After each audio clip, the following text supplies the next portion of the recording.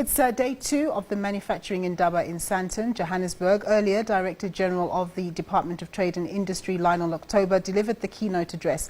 We now cross live to our economics reporter, Francis Hurd, for the latest. So, Francis, how is the Indaba panning out so far? What are the key issues that are coming out of it? Well, it looks a little bit busier. So we're at the Sandton Convention Centre. This is the ground floor. And you'll see behind me, Nompu, a lot of the stands, people showing off their manufacturing capabilities, what they can do, garnering business, insurance. People are here. Hollard says they're getting insurance deals with companies walking in. And upstairs is where there are the delegate meetings, discussions underway. One of them that's just ended. How beneficial is the Chinese-Japanese-Africa partnership? And of course, our manufacturing sector has been struggling quite seriously because of cheap imports, because we opened ourselves up to the world, to competition, and a lot of that competition comes from China. But maybe, I guess this discussion I had to walk out would focus, however, on maybe we can learn from their manufacturing capabilities, what they have done to increase their volumes, things like that.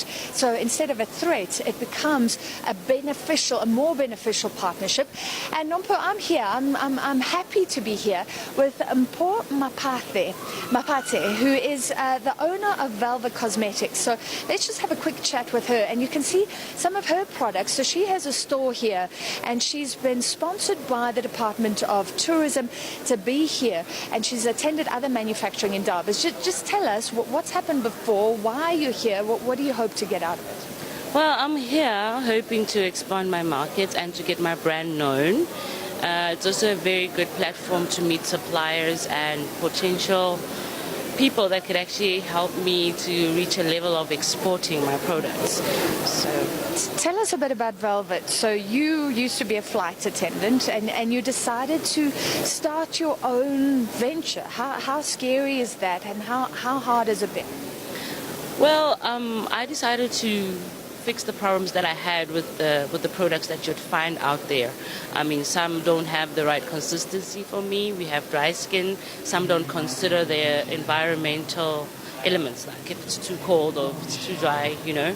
So I went and I fixed what I had problems with by creating a product that actually works with my skin. I have a lot of skin conditions, but these are suitable for my skin. So you have a little factory, because this is all about South African factories.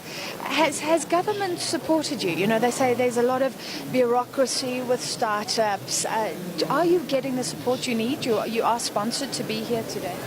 Well, I'm not at a level that I would like to be, but to be here, yes, I have gotten a grant from the National Youth Development.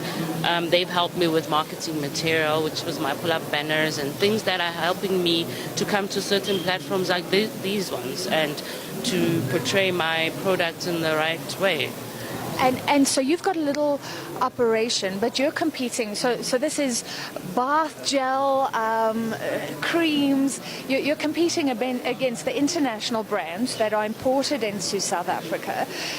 What is that journey like? I mean, do you try and compete on cost? Do you try and say this is locally made? What do you do? Listen, I mean, to keep my costs at a competitive level, I would have to increase my manufacturing capacity. So that is my growth line. So the bigger plant that I have, which is my factory and my machinery, the more I can keep my prices low and competitive with those people. So the difference between me and them is that I'm local, and yes, I'd like to be supported. Do you get business from these? Yes, we do.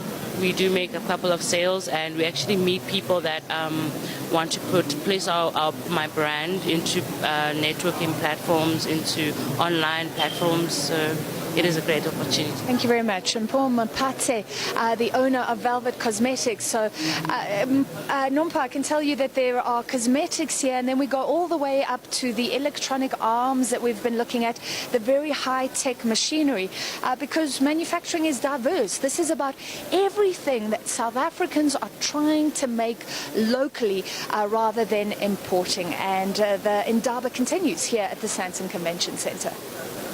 Francis, make sure you get me a couple of those velvet items. Thanks very much. That was our reporter, our markets anchor, in fact, Francis Hurd, reporting from Sandton Convention Centre.